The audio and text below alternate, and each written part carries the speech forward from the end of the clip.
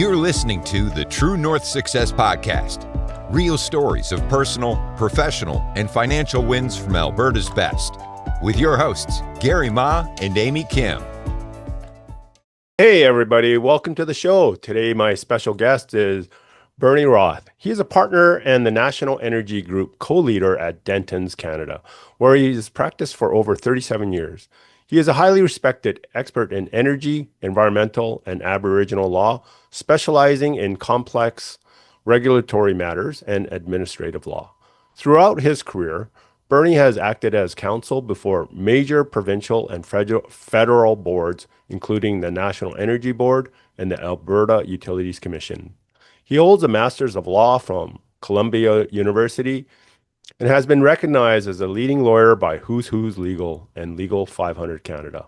Beyond his legal practice, Bernie is a thought leader who frequently publishes articles on the future of the Canadian oil and gas industry. It is my pleasure to have Bernie Roth on the show today. Welcome to the show. Thanks, Gary. So, Bernie, I gave a quick overview of your success, but can you fill in the details of what you do, who you serve, and how long you've been doing this for? So it's really the Alberta energy industry. Alberta has a very rigorous environmental regulatory regime. In some respects, Gary, you're partially responsible for that because you were at a time Minister of Environment, and people don't always appreciate that how rigorously all of our industries in Alberta are regulated, but our energy industry in particular. And so my career has been more or less spent on helping industry, specifically oil and gas, oil sands, pipelines, get approved and constructed. The overall idea is that we make our decisions here in Alberta based on the objective public interest at any given time. It's kind of independent from the views of government at any given time. It's in the best interests of the Albertans, and that's where our regulatory regime works. And we have a very independent regime that allows people that are affected by the decisions that we make, landowners, Indigenous groups, others, to all get their say. And I participate in that process to make sure that the decisions that are made in the best interests of Albertans generally, but at the same time, respect how those decisions may affect others. So, and I really like it. I feel that I do something meaningful that I'm proud to tell my kids about. Right on, right on. I mean, you've been a lawyer for many years. What actually led you to become a lawyer when you first started?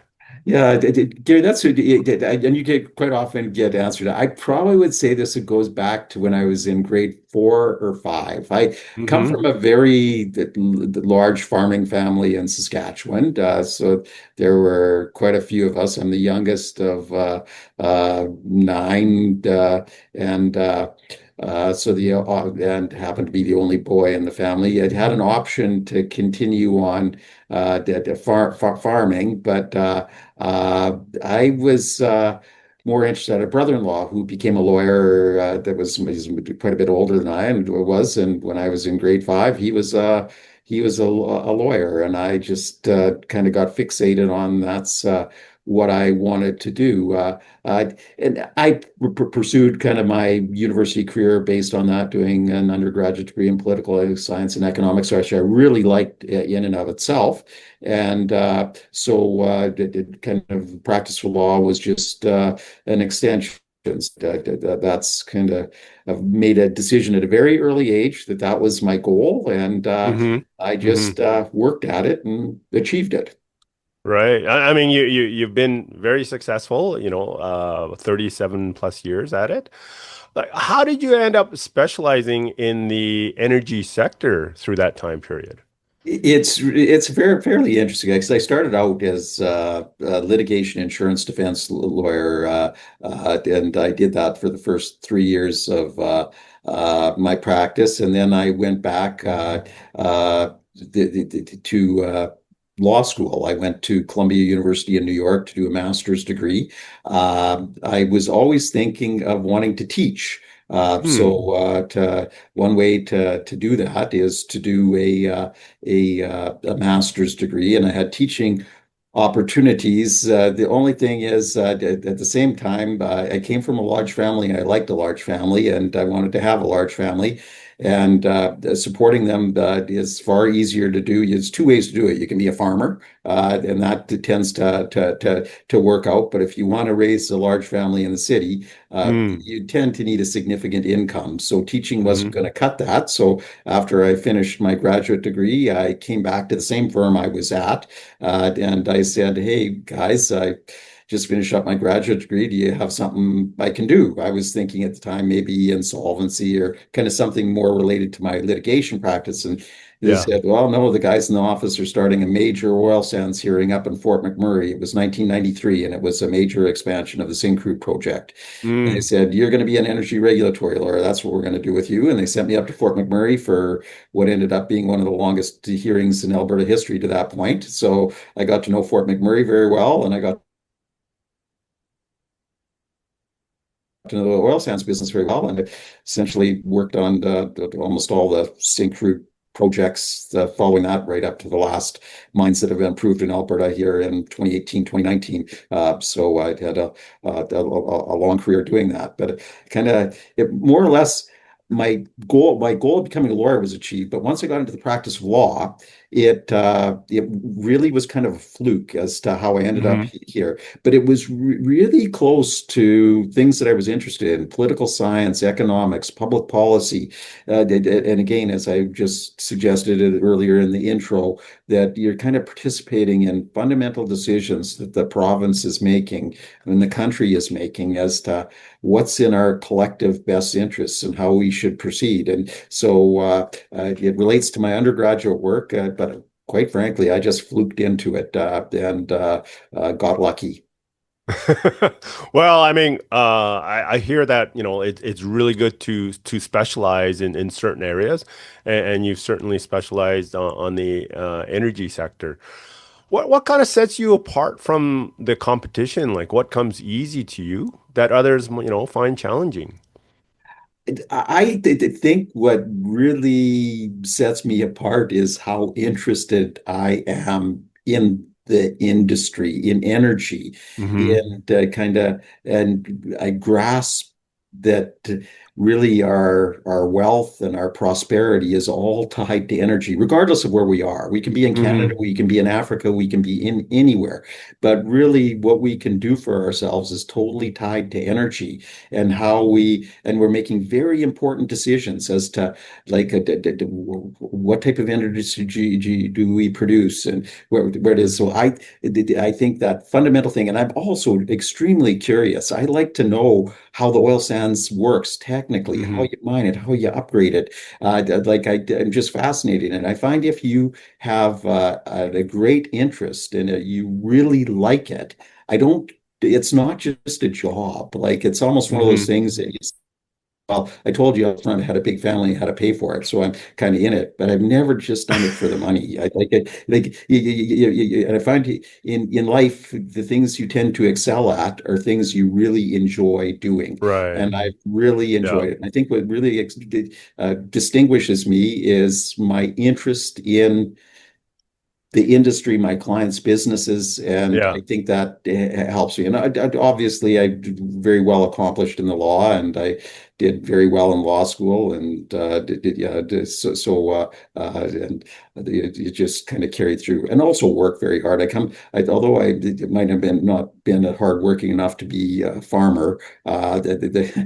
Lawyer work is hardworking. I like hard work, and never been afraid of it, and that's helped accomplish it. The hard work has been easy if you enjoy it. Right, right. Well, it doesn't, it's no longer work, especially if you really enjoy something, and you have the curiosity to look into things and want to find out more and things like that. Oh, absolutely. And that's academia, you get a little bit more choice as far as what you pursue.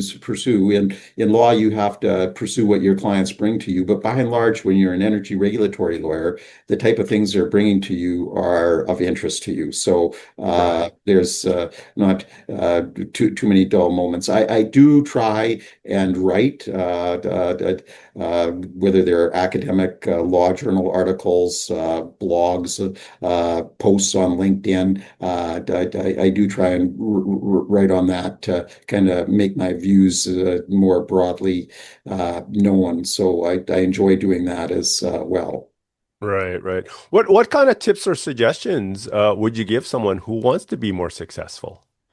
I know. So I have six kids, and I have this some of these questions all the time. I always wanted one of my kids to be a lawyer, and I've accomplished that. But there's a few more that are still going through. And I think the key to success is hard work. Mhm. But you have to combine that with a sense of enjoyment and also a sense of balance. Like in my life, family is comes very highly, right? So you have to kind of adjust that and enjoy them, enjoy family life, find time to get the work done. So you have to work very hard, but you also Yeah, have to work very hard at kind of work-life balance in right. order to do it. So yeah, and do something you're happy doing. If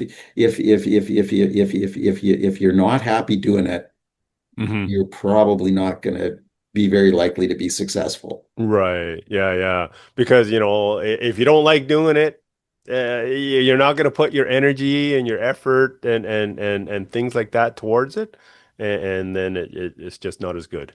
Yeah, no, absolutely. Yeah. What's one of the biggest challenges that you've had to overcome in your career, and how were you able to turn that into a positive? Like I get this into a little bit of political. I'd say it started, Gary, probably, and you might have experienced this during your term in government, where this transition in society that oil and gas was evil. And I had you reach a low point where your kids won't say you're an oil and gas lawyer. I'm an environmental lawyer. I'm not an oil and gas Okay. lawyer because oil and gas is Yeah. bad. And I just know that that's not true, right? And so, and we talk about like the last lost decade sometime that we had kind of a federal government that was not too keen on our industry and was posing great challenges to it. But that started, Gary, I think that started when you were in your latter years in government. So I saw that challenge really starting to sneak up to us, probably just post the Klein administration, and things were really pushing along, and and people started buying this, that the oil and gas is like a tobacco industry and it's bad for us, and there's a bunch of people that are just profit motivated, and really renewables are far cheaper, better for the environment, and there's just this conspiracy to keep them down. And I'm just going, no, this is wrong, this is wrong. And so that was kind of the greatest challenge. And with that, it was also challenging from a business perspective. It was challenging for industry. So not only the legal work, I used to doing big projects, right? And big Hmm. projects, whether they're oil sands developments or pipelines associated with oil sands developments, it's affecting your career and your business. So that's why, and it really became, oh my goodness, are we ever going to get over this? And then I felt that this inflection point that we hit just prior to maybe a year prior to the last federal election, when people just found out like the truth, and the truth eventually becomes Mm. gets out there. When your productivity goes down, revenue goes down, job prospects go down, and you're looking at your bills, you're looking at what the carbon tax is doing to you, and you just say, "Hey, this doesn't make sense." And eventually that comes through. And my political science background tells you if you're in a free and democratic society, eventually you'll right the ship. And I think it looks like we've righted it. So I'm back in the age of optimism. But I'll tell you, there were quite a few years there that you're kind of banging your head. And that's why I say what I feel such great value is participating in the public interest decisions that kind of generate wealth and prosperity. And you just see that people aren't going in that direction, and they're not valuing you, and they're kind of maybe even suspecting, oh my goodness, an oil and gas lawyer. Your kids don't want to admit you're an oil and gas lawyer. That's about as, yeah, that's not happy, not happy times. Right, right. So actually, I just want to clarify that I'm not the Gary Marr. That was the politician. Okay, so sorry, I was saying, Gary, you lost a lot of weight. And Gary might have. Not that Gary No looks really problem. good. Looks really good. Gary, and I was wondering, and I didn't want to be rude, and I haven't watched your podcast before, so you can leave this in or edit it out. It's part of No, that's the humor. fine. You're not related to that Gary Marr, are you? Well, very distantly we are. If Okay, you go back several generations back, then yes, we okay, probably come from the same village area, back okay. in China.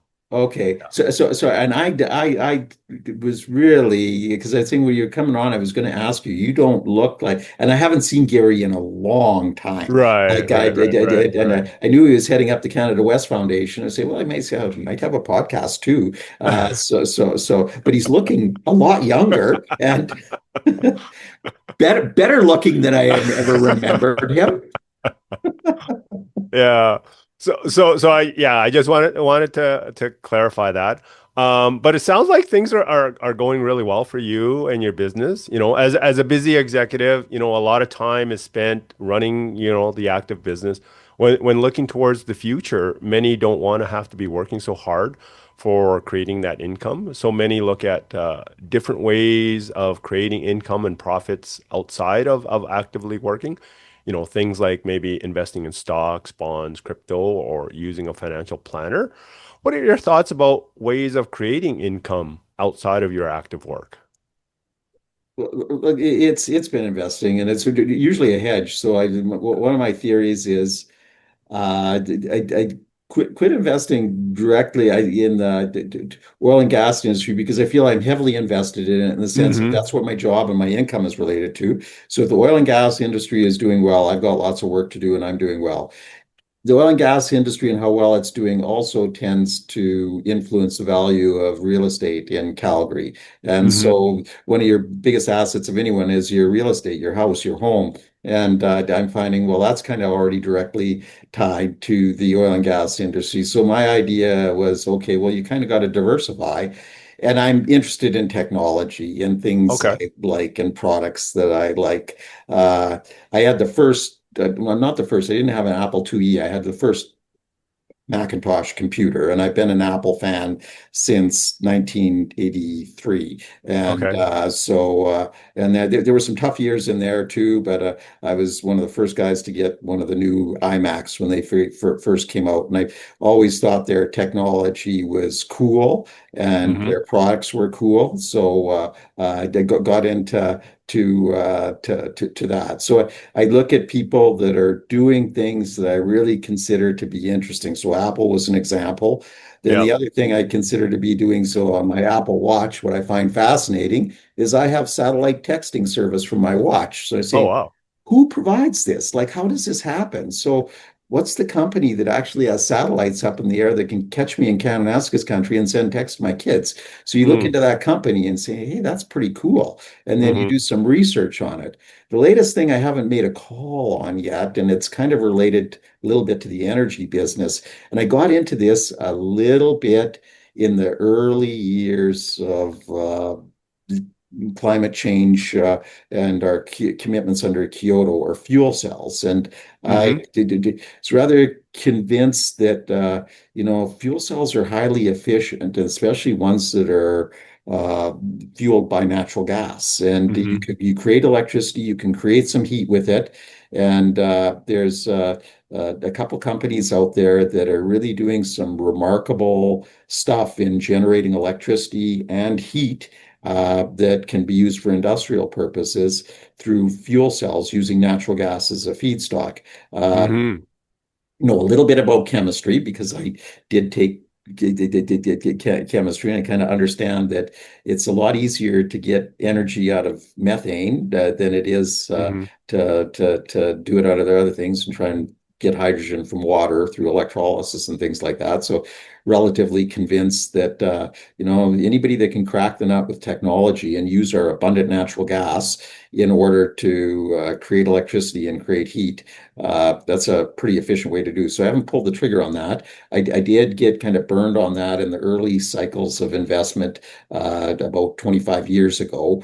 So I'm being a little bit cautious before I get back into that. But technology, I would say, is where I find the interest in investing. If you and also product driven, if you can find somebody that has a technology that's unique, that Hmm. isn't easily replicated, and that you really like their product and how it works.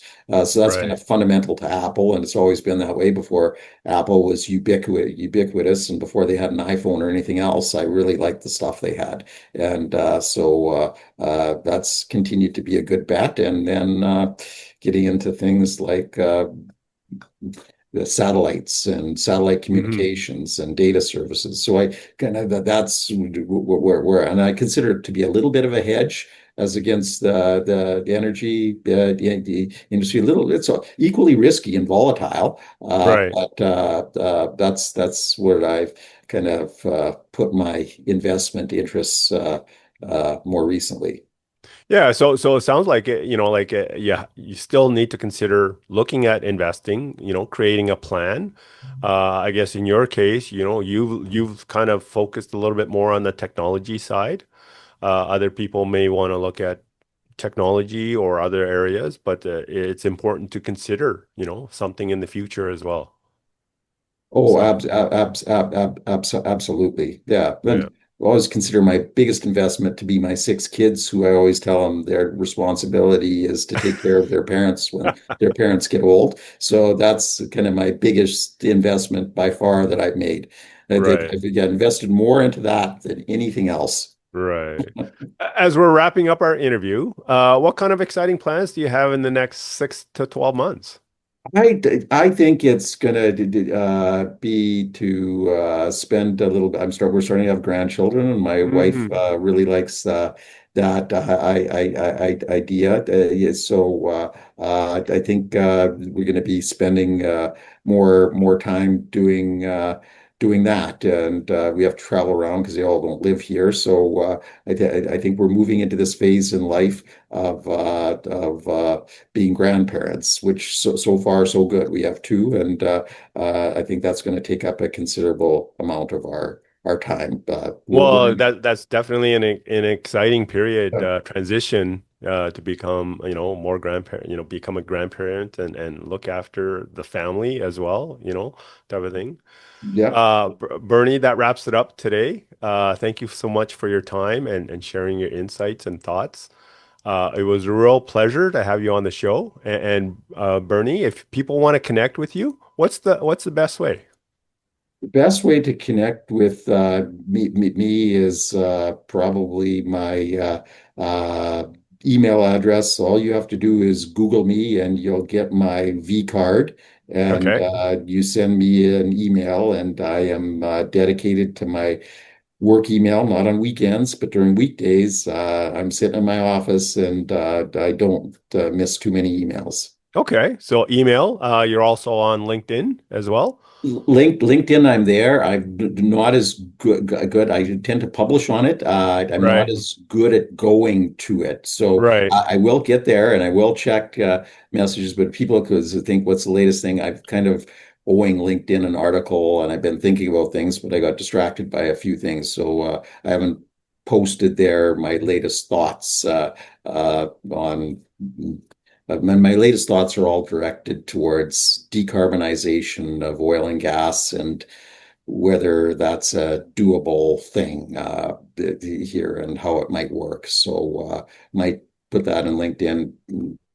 We'll be writing a law review article on it. So, but people will find out maybe through LinkedIn as to how that's progressing shortly. Okay. Thank you so much. Thank you, Gary. Apologize for the Gary Marr, and because I did not notice because until I'm reading your little name on the screen, bottom of the screen that you're Ma, not Mar. Okay, so and I do know the